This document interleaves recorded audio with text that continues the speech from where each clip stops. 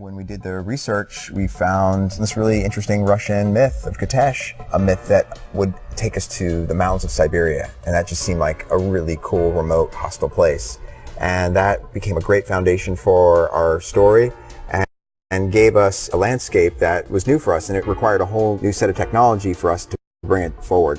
Well, what's exciting about this location is some of our spaces, our explorable spaces, are protected by guardians. And one of the guardians that we showed in our demo was this gigantic Siberian bear. Lara doesn't have the right equipment to deal with the bear in the beginning, but when you come back, geared up, powered up, it's still a very challenging fight. And it feathers beautifully into tombs because, the guardians of these tombs have a natural component to them. We have a nice mix of animals as well as people who are not local to the terrain. Of course, it's a Tomb Raider game, there are supernatural elements, but animals are very much as grounded as we possibly can make them. That animal ecosystem is essential to the overall narrative and gameplay ecosystem. In the last game, we had a lot of narrative wrapped around hunting a deer. This time, it's more of a system. It really works into our upgrade system. The resources that you can acquire from a deer can craft different recipes, and those recipes will upgrade different weapons. Like the bow, you won't just have one bow, you have multiple bows, and you can choose which bow and how you want to upgrade them. The other thing that's kind of exciting is we have a time of day and weather system that allows different animals to appear at different times. So if I want a recipe that requires an alpha wolf that only comes out at night, I'll have to retraverse to a location at that time to find and hunt an alpha wolf. Why do wolves hate Lara Croft so much? Well, I don't think wolves like anybody. I think that's the great thing about wolves. But yes, Tomb Raider has a rich tradition of wolves as an enemy. There's an intelligence to a wolf, and that makes them scary. So I think they make a great natural predator for Lara. I really love the spirit of Lara as a global adventurer, but at the same time, with the last game, we established this one location, and what was great about that was you felt like you really got to know it. You got to learn it. And when you retraversed the space and you mastered it, and you came back with better tools, and it's that loop of feeling overwhelmed to challenge than to mastery that I think has brought a new dimension to Tomb Raider.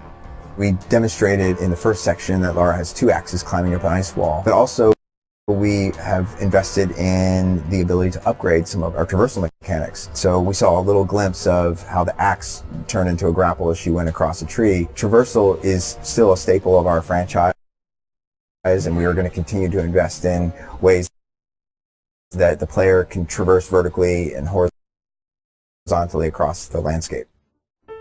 We worked about 6 months on generating the technology we have for traversable snow in our game. We've invested a great deal into our effects system to make sure that you're seeing swirling snows in the air and off the ground and avalanches and things that just look tremendously interactive, crumbling ice walls. And of course, you saw the snow technology. When Lara is making trenches in the snow, it's a very believable, interactive experience.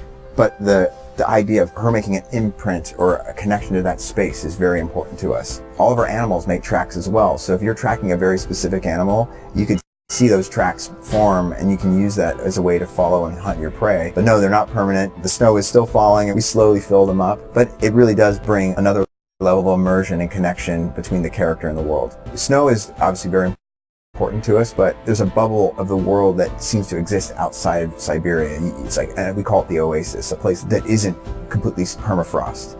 And this oasis, which we're not going into a lot of detail about, but just know that different weather, different temperatures are important to make sure that we're not going with one single look throughout the entire game. It's the other thing I love about this franchise is Lara's a very smart character, and she's able to use these environments that were once things that were an adversity to her, and she turns it on her enemies. And I think that's what's compelling is, yeah, we do bring her down again, but it's that loop of going down and up that makes her more relatable. Because if she was just perfect and a superhero, then we would lose some of the great things that we had on the last game. So we have to find those moments where the world will overwhelm her, but she will find a way to survive. Yeah, because some of this stuff's really hard. It's not easy being a Tomb Raider. I think we're going to be delivering a Tomb Raider experience that you would have dreamed of. The sophistication we're bringing to gameplay is as much as the sophistication as we're bringing to the graphics, and I find that extremely exciting.